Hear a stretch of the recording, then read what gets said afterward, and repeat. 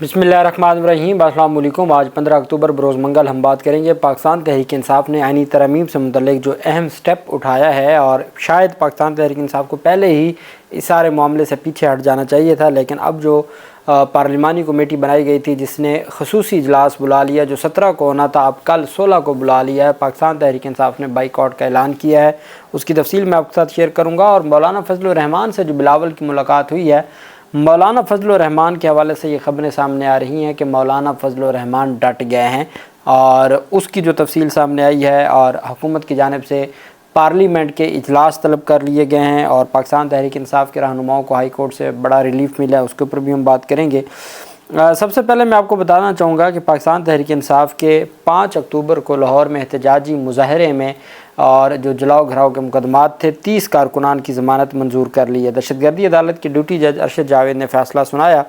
जिसमें 30 कारकुनान की ज़मानत अदालत ने रिहाई के लिए मुलजमान को 2-2 लाख के मुचलके जमा करवाने का हुक्म दिया। प्रोसिक्यूशन और मुलजमान के वकला ने ज़मानतों पर दलाइल दिए और 30 पाकिस्तान तहरीक इंसाफ के कारकुनान की ज़मानतें मंजूर कर ली हैं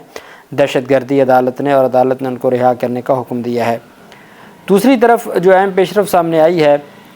वो पाकिस्तान तहरीक इंसाफ की जो ख़वातीन रहनुमा हैं, आलिया हमज़ा, सनम जावेद और सुरैया बीबी, उनकी हिफाजती ज़मानत की और किसी भी मुकदमे में गिरफ़्तार न करने से मुतल्लिक़ अदालतों में समाअत हुई। पेशावर हाई कोर्ट में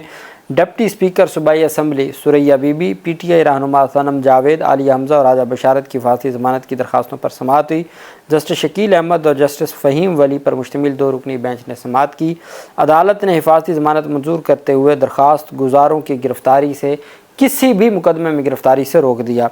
दौरान समाअत वकील ने अदालत को बताया कि दरख्वास्त गुजारों के ख़िलाफ़ मुकदमा दर्ज किए गए, लेकिन हमें उसकी कोई मालूमात नहीं है। अदालत ने रिमार्क दिया कि सेक्रेटरी दाखिला से रिपोर्ट तलब करेंगे कि उनके खिलाफ कितने मुकदमात हैं, वफाक और सूबाई हुकूमतों के जितने मुकदमात हैं उसकी तफसील फराहम करें। अदालत ने डिप्टी स्पीकर सूबाई असम्बली सुरैया बीबी, सनम जावेद, आलिया हमज़ा और राजा बशारत को दर्ज मुकदमात में गिरफ़्तार न करने का हुक्म दे दिया। अदालत ने अपने हुक्म में कहा कि 31 अक्टूबर तक दरख्वास्त गुजारों को दर्ज मुकदमात में गिरफ़्तार न किया जाए। बाद अज़ां अदालत ने अटॉर्नी जनरल ऑफिस से 31 अक्टूबर तक रिपोर्ट तलब कर ली है। जो वज़ारत दाखिला है, चूँकि वो सूबों से मुतल्लिक भी तफसीलात जमा करवाने की पाबंद है, तो पेशावर हाई कोर्ट ने हुक्म दिया है कि तमाम सूबों में, वफाक में और जो भी मुकदमात हैं उसकी तफसीलात अदालत ने रिपोर्ट तलब कर ली है। और अब देखना ये है कि ये पाकिस्तान तहरीक इंसाफ का, चूँकि बैरिस्टर गौहर अली ख़ान के हवाले से जो तफसीलात सामने आई हैं और जिस तरीके से उन्होंने एक ट्वीट किया है, अब जानते हैं इस वक्त हालात इस्लामाबाद के स्पेशली हालात ऐसे हैं कि वहाँ अब चिड़िया भी पर नहीं मार सकती, हर चीज़ बंद की हुई है। वहाँ अवाम उन्नास के लिए भी बहुत सारे मसाइल हैं, और ऐसे में जो पाकिस्तान तहरीक इंसाफ के जो चेयरमैन हैं बैरिस्टर गौहर अली ख़ान, उनकी जानिब से जो ट्वीट आया है, अब वो किसने ट्वीट किया है, किन हालात में हुआ है, बहुत सारी चीज़ें हैं। इन्हीं तरमीम से मुतल्लिक ये एक नईम अशरफ भट्ट एयर वाई न्यूज़ के बड़ी इन्वेस्टिगेशन होती है उनकी, और इन्वेस्टिगेटिव साफ़ी हैं।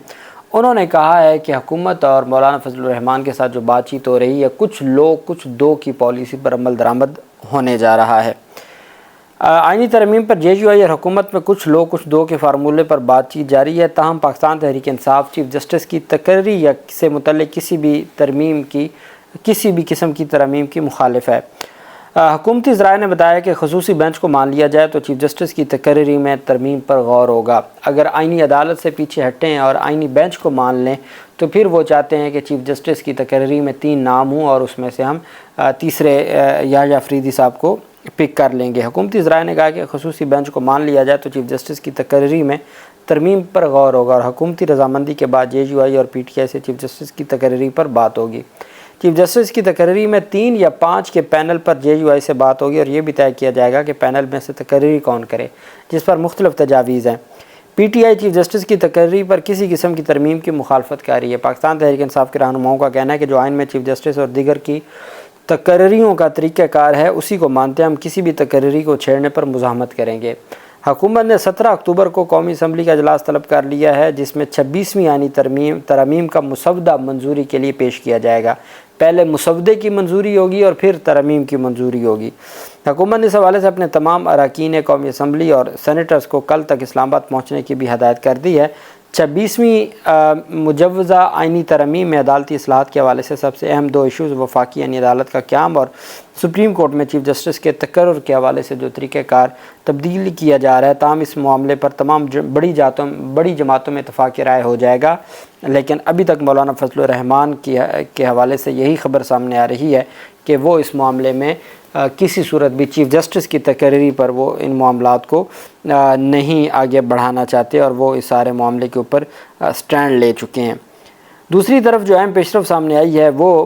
جمعیت علماء اسلام فیق کے سربراہ مولانا فضل الرحمان کی ملاقات ہوئی ہے، اور یہ ملاقات ان کی بلاول زرداری کے ساتھ ہوئی ہے، اور کل کی خبر یہ سامنے آ رہی ہے کہ ان کی ملاقات نواز شریف کے ساتھ بھی ہونی ہے۔ آپ جانتے ہیں کہ پاکستان تحریک انصاف کے کئی رہنما لاپتہ ہیں، اور اسلام آباد ہائی کورٹ میں جب درخواستیں دائر ہوئیں تو اسلام آباد ہائی کورٹ 5 دن کی چھٹی پہ ہے، سپریم کورٹ 5 دن کی چھٹی پہ ہے، راولپنڈی لاہور ہائی کورٹ کا بینچ چھٹی پہ ہے،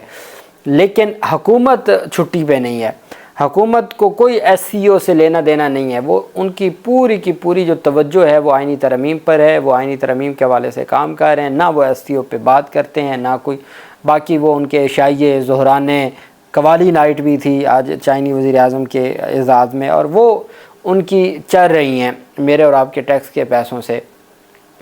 لیکن اصل چیز کیا ہے وہ ہے کہ وہ آئینی ترمیم سے متعلق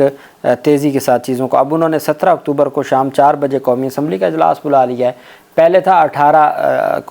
18 کو تو نہ ہوا، اب ایک دن پہلے 17 اکتوبر کو، اور دلچسپ بات یہ ہے کہ 17 اکتوبر کو ہی چیف جسٹس قاضی فیاض عیسیٰ صاحب کی سربراہی میں 3 رکنی بینچ سماعت کرنے جا رہا ہے آئینی ترمیم سے متعلق جو عابد زبیری وغیرہ کی درخواستیں ہیں۔ اس سے بھی دلچسپ بات یہ ہے کہ یہ وہ درخواستیں ہیں جو مسترد کر چکا ہے رجسٹرار آفس جب مسترد کر دیتا ہے تو اس کے خلاف چیمبر اپیل ہو سکتی ہے۔ چیمبر اپیل میں اگر تو وہ جو مسترد ہونے کو برقرار رکھا جاتا تو وہ ایک جوڈیشل آرڈر نہیں تھا، ایک طرف پشاور ہائی کورٹ کا لارجر بینچ بن گیا، کوگنیزنس لے لیا گیا، اب بغیر چیمبر اپیل کے ڈائریکٹ اس کو لگا دیا گیا سپریم کورٹ آف پاکستان کے 3 رکنی بینچ میں، کب کے لیے؟ 17 اکتوبر کے لیے۔ اب ایک طرف سپریم کورٹ میں آئینی ترمیم سے متعلق کیس ہوگا اور ایک طرف مسودے کی منظوری لی جائے گی شام 4 بجے قومی اسمبلی سے اور شام 5 بجے سینٹ کے اجلاس سے، اور سمری صدر کو ارسال کر دی گئی ہے، سمری پارلیمانی امور کی طرف سے بھیجی گئی ہے۔ 26ویں آئینی ترمیم کے مسودے کی منظوری لی جائے گی، اور اس حوالے سے یہ تفصیلات سامنے آئی ہیں۔ دوسری جانب ایم کیو ایم نے اپنے جو رہنماؤں اور ایم این ایز کو بلایا ہے۔ ایم کیو ایم نے کہا ہے کہ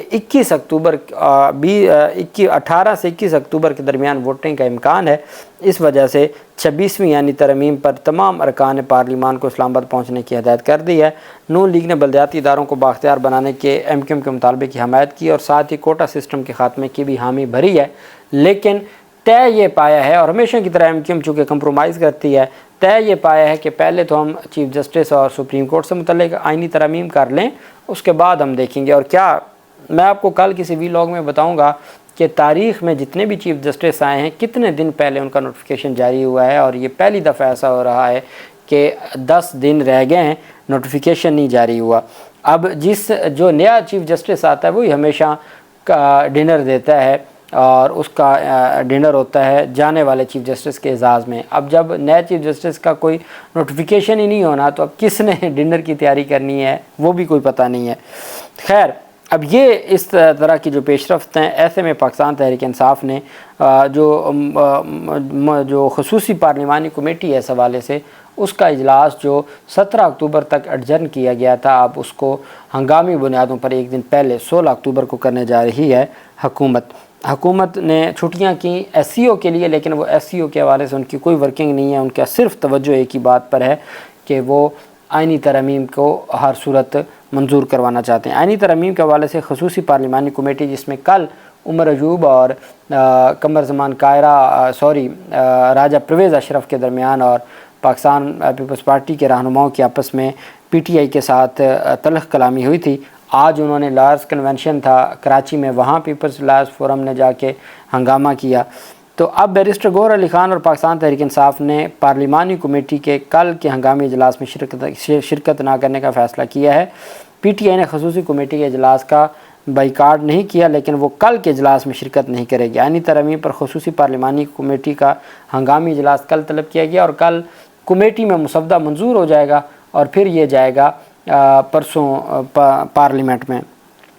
खसूसी पार्लिमानी कमेटी का हंगामी इजलास कल दिन 12:30 बजे होगा और इससे कबल इजलास जुमेरात 3 बजे शेड्यूल किया गया था 17 अक्टूबर को, लेकिन अब इसको 16 अक्टूबर को दोपहर 12 बजे। और साथ ही कहा जा रहा है कि नवाज़ शरीफ से लाहौर मुलाकात करने आएंगे मौलाना फजलुर रहमान, बिलावल भुट्टो और शहबाज शरीफ वगैरह भी मुलाकात करेंगे। SCO जारी है, लेकिन SCO के बैकग्राउंड में असल जो काम है वो एक पूरा माहौल बना के जैसे कोई इमरजेंसी माहौल होता है इस्लामाबाद को और आसपास के एरिया को बंद करके आइनी तरमीम के लिए हुकूमत जा रही है। लेकिन पाकिस्तान तहरीक इंसाफ कल के इजलास में जब शिरकत नहीं करेगी तो एक बड़ी जो अपोजिशन की जमात है, अपोजिशन की जमात तो पाकिस्तान तहरीक इंसाफ है, बग़ैर अपोजिशन की जमात के वो मुसवदा उनके लिए मंजूर करना पार्लिमानी कमेटी से मुश्किल हो जाएगा। और वो भले अपोजिशन इस मामले पर, चूँकि SCO की छुट्टियाँ हैं, SCO की छुट्टियों में कौन सी क़यामत आ गई है कि आप कमेटी का इजलास बना के बैठें। तो पाकिस्तान तहरीक इंसाफ इस पॉइंट को मद्देनज़र रखते हुए कि जब छुट्टियाँ हैं तो आप जब कोई और इवेंट नहीं हो सकता तो आपने इजलास क्यों बुलाया है, और इस वजह से पाकिस्तान तहरीक इंसाफ कल के इजलास में शरीक नहीं होगी, जिसके लिए फिर इनको परसों इजलास करना पड़ेगा। परसों फिर कौमी असम्बली में भी उसी दिन पेश होगा, उसी दिन मुसवदा की मंजूरी होगी और फिर 2 दिन के अंदर अंदर इसके ऊपर वोटिंग करवाई जाएगी। और नंबर डेफिनेटली पाकिस्तान तहरीक इंसाफ के जब आर्टिकल 63A की रास्ता खुल गया है, जिस तरीके से सारे मामलात हो रहे हैं, तो नंबर उनके लिए पूरे करना, अगर मौलाना साथ मिल गया तो उनके लिए नंबर पूरे करना मुश्किल नहीं है। अल्लाह पाक पाकिस्तान का हामी नासिर हो। बहुत शुक्रिया। अल्लाह हाफिज़। पाकिस्तान जिंदाबाद।